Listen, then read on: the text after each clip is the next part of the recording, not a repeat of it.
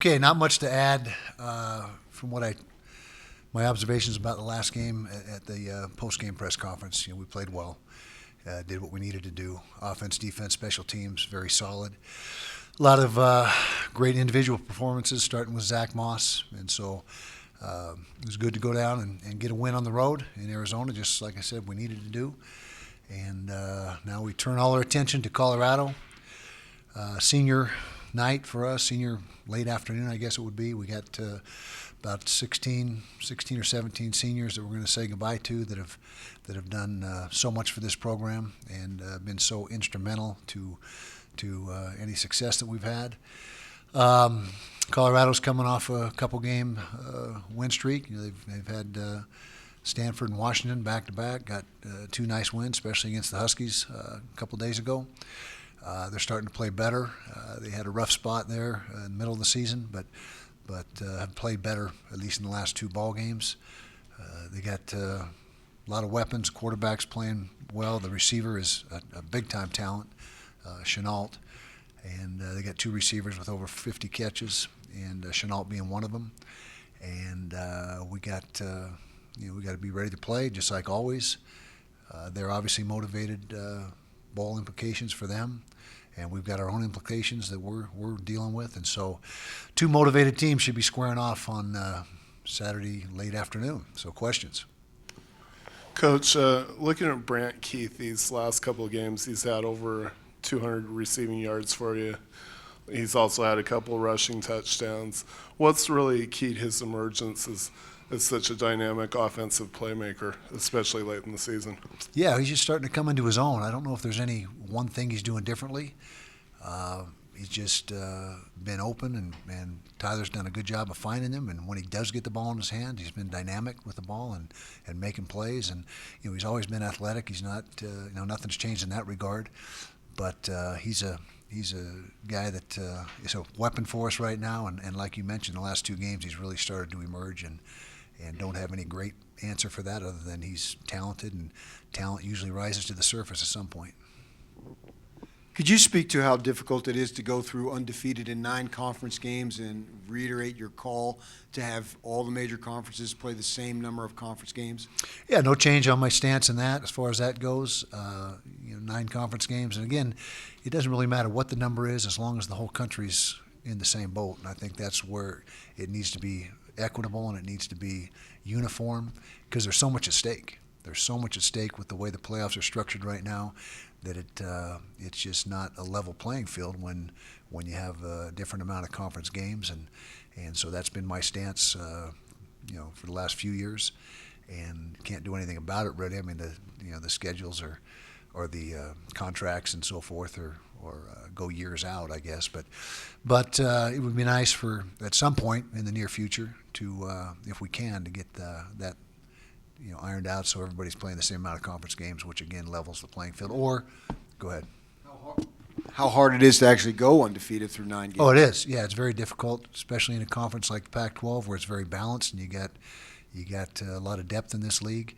And so it just, it's a tough task. And I guess when's the last time somebody did it? I don't know. So, thought maybe Oregon would have got it done this year, slipped up Saturday night. So I can't remember when the last time a team went through undefeated through conference play.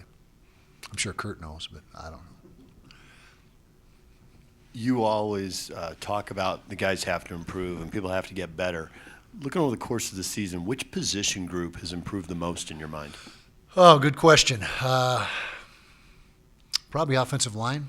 We started out with 3 new faces in there, and or at least 2.5, I guess you could say. And so it was a situation where it took a few weeks for them to come together and start to gel.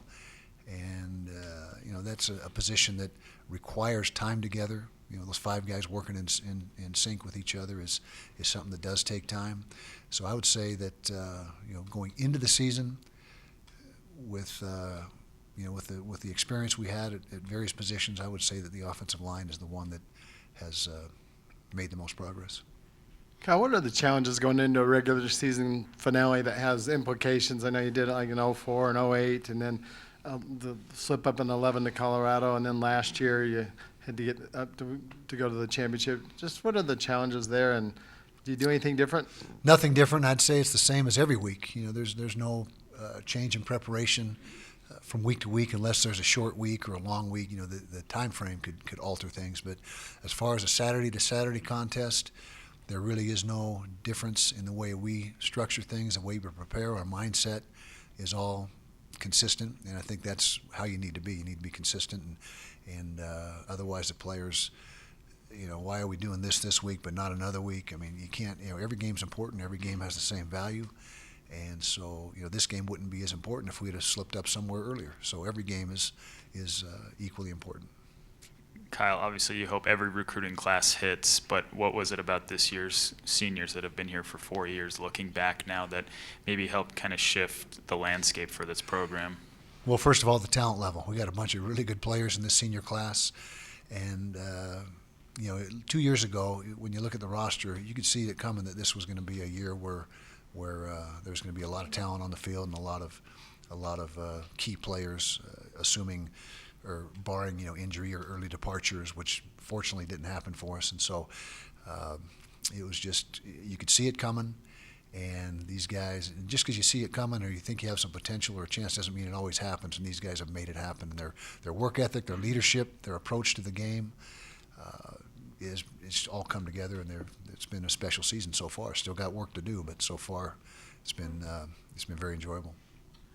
With Damari's punt returns the other night, was that maybe the first game this season that either team had a decisive edge in special teams? I think so. I think that's an accurate statement. We have a goal sheet for special teams. We have a goal sheet for offense and defense as well. But special teams, there's 10 goals that we try to hit, and we figure if we hit 7 of them, that's a dominating performance, and we hit 8 of those goals for the first time. It was the most goals we've attained special teams wise all season long. And you're right, we finally got something going in the punt return game, which was great to see. And the follow-up to that is, special teams have been such a huge component of your success over the years, but maybe this year your offense is so good that that's less true? The offense has been a huge part of our success this year. I will say that, and I will also say that as much as I hate to say it, special teams impact has been a little bit diminished by the rule changes. The kickoff and kickoff return is essentially out of the game almost completely, and may be out of the game completely in the next few years. And so that was 2 of the 4 main functions as far as punt return, punt, kickoff return, kickoff. We lumps the PAT field goal and field goal block in a little bit different category. But with the rule changes, it has had a impact on the game and made special teams not quite as impactful as it once was. Kyle, Jalen Johnson hasn't been shy about planning to leave after 3 years. Is there a plan to maybe honor him Saturday as well, even though he's not a senior? Yeah, we're gonna have something, and I've got to have a discussion with Jalen again and make sure we're doing it the way he wants it done, and we fully are on board if that's the decision he ultimately sticks with. That was something we talked about during the recruiting process. It's no surprise, and you talk about a guy that laid out a plan and laid out some goals and really achieved every one of them. That's Jalen. He's a guy that's very organized and knows what he wants. With Brian probably out with injury, I mean, How do you know? I'm just guessing. Okay. But I mean, you obviously have the info. But if he doesn't go, is there any other receivers, maybe redshirt guys that you could put in there that may make an impact or have some time in there? Well, if you've noticed, we've got Devon Vele, who's been back in action for the last couple games, that is back in the mix and is still redshirting, but still has games left before he reaches that threshold. Covey, we've talked about, still in redshirt mode. That's not, as we've said before, absolutely set in stone. It's very unlikely that he'll make a reappearance. But to answer your question, no, we got 8 other really good receivers that have been in the rotation that if Brian is not available, we'll pick up the slack. Coach, Checking your messages, Mike? Okay. Anything interesting? All right. Gotcha. Coach, Mel Tucker, Colorado's coach, said when he got hired that he wanted to establish kind of a physical defensive identity with his team, and they have picked it up the last few games. And you've faced quite a few opponents this year in the Pac-12 that have that physical defensive identity. Do you see that as becoming more of a trend throughout the conference, kind of like how the wide open offense was a few years back? Yeah, we'll see. I think time will tell. I don't have a crystal ball to give you a great answer, but they certainly have been really good on defense the last couple of weeks. They've added some more exotic pressure packages than what they had earlier in the season, and they've played very well in those 2 wins. And so I'm not sure if that's going to be a trend or not. I guess time will tell. Don't have a great answer there.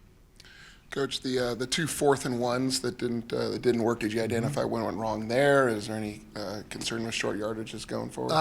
No major concern. It's disappointing. That was one of the lowlights of the game. We talk about the positives, and there's always negatives to correct. And the 4th and short, twice being denied. The penalties would be another one. You had too many penalties in that game, so we certainly address all that. But we had a little spatial problem with the pullers on one of the 4th downs, and we didn't execute it very well. It was the one in the field of play, and then the one in the goal line area. They just made a nice play. I mean, to credit them for making a play, but wouldn't. We're not second guessing ourselves. I mean, we felt like that was definitely the right calls to go for it. It just didn't work out for us, and the second half. The end of the first half, people say, well, the clock management. I mean, we got all 4 snaps off. It was 1st and goal, and we got all 4 snaps off. And so I think, we were in the huddle a little bit longer than we anticipated on one of them. We'd like to have maybe 8 or 10 seconds left on 3rd down instead of 6 seconds. That was the one error that we should have corrected. But otherwise, like I said, no change in our philosophy or what we would have done. Just didn't execute as well as we should have, and credit Arizona for making the plays on both those stops. With the success of the season and the number of seniors, this has an opportunity to be a prolonged, emotional pregame senior ceremony. How will you address to make sure that the players have their emotions in check so when it's game time, they're ready to go? Yeah, that's a good question, and we don't plan on changing from our format that we've had for a lot of years. It takes about 6 or 8 minutes to get through the seniors and honor them, and then we just stay out on the field for the kickoff. So it does alter the pregame mechanics a little bit, but I don't think in years past it's ever been a problem. And like I said, we're going to use the same routine this year, even though there's some really, really good players. We got good players graduating every year, but we seem to have an abundance of them this year. So just hope that people stay on an even keel and don't get too emotional, and I don't believe they will. I think that we'll be all right. There's been a lot of, it's kind of become almost a cliche talking point with the media and some fans about the late starts and how bad they are for the club and the national perception. It seems like Utah and Oregon have been getting a lot of 2 o'clock, 5:30, 6 o'clock, ABC, ESPN, Fox stuff. Do you hear from recruits in Texas and Florida? Do you notice a difference in recruiting? Do not. I've never had anybody say anything commenting on kickoff times at all, recruiting wise. It's just, most all of them, the ones that are very interested, watch it, regardless of what time it's on. And while it's fresh on my mind, I'd like to have a little shout out to our fans to please arrive early. Going back to senior day, and make sure those stands are full for when those seniors get introduced prior to kickoff. And I know I didn't want to change the subject on you, but I think it's important that if we can get the people in the stands and honor those seniors the right way, that'll be a big plus for us and a boost for them. But as far as the kickoffs, back to your original question, no, I've never had an instance where somebody's complained about that or said, nah, I was on too late so I couldn't stay up and watch it. None of that has ever occurred. And we're not on a ton of guys in the Eastern time zone, Central time zone more so than the Eastern, but yeah. I just wondered if it's it is what it is kind of thing, but is it odd that season you've What had? isn't what it is? I know, exactly. Yeah. I know you love that. I love it. Yeah, it's so. But realizing the season you've had, what are your thoughts on the fact that it's really come down to the last game before you can even lock up the Pac-12 South, considering all the things your team's accomplished? It's It speaks to the competitiveness of the league, and it has been a very good season so far. But we're not losing focus. I mean, we got more work ahead of us. We know that, and not just this game. That's the only game we're focusing on right now. But there's things that we got to take care of, and so. But I think it just speaks to the balance and the depth 1 through 12 this conference has. And the second question, rushing defense. You guys held them under another team under 100 again. You just talk about, and it looks like you got another challenge this week, but. Yeah, that's where it all starts for us on defense is taking away the run or stopping the run, And we've got a team that does a pretty good job running the ball this week, over 150 a game. I think it's 157. Tailback that's been pretty productive. He's 4th or 5th in the league rushing. And so that's got to be our MO. That doesn't change week to week unless, like I said, a rarity, Washington State or somebody that throws it 70 times a game, which is not very often. Is this senior class kind of emblematic of how you want to recruit the entire footprint of this program? I would say, yeah. I think it's very in line with that. And, if we could have, 6+ Senior Bowl invites and all the things that are going on every year, that would be spectacular. So that's our goal. And is there a senior in this class that maybe exceeded expectations from the time he came on campus to where he is now? I'm sure there is. I'd have to have the list in front of me, but there's guys. Lucky Fotu has come from a guy that didn't know much about football to where he is today. Some guys came really good already. Jalen Johnson was really good the second he started. Not that Lucky wasn't, but he just was raw. And so if I went through, me and you can get together in private and look at that list, and we'll talk about it. So. Again, on the quest to win the South, you said that night in the Coliseum, you told your players that it wasn't over. Mm-hmm. But at the same time, would you have realized it would literally take 8 straight wins to do that? There was a good inclination of that, but like we've said all year long, you just worry about what's in front of you and just have some confidence that the league is competitive enough that a one-loss record in conference was probably going to be good enough.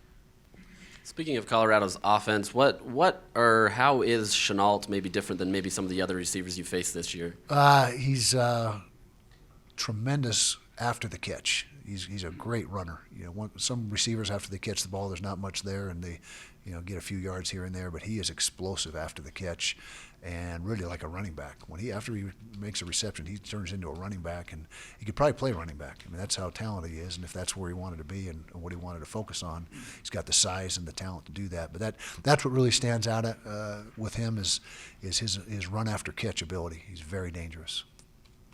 Coach, you mentioned penalties earlier. You had a lot early in the season, then you went way down to almost nothing, and then the last 2 games have been up again. How much of a concern, if any, is that to you right now? Well, it's a concern, but as I always say, you're looking for that. All penalties are not created equal. Some are just ignorant and unexcusable and should never have occurred, while others are just acts of being aggressive and maybe not quite using the exact technique you're looking for. And so, we certainly were penalized too much in this last game, and we'll address it.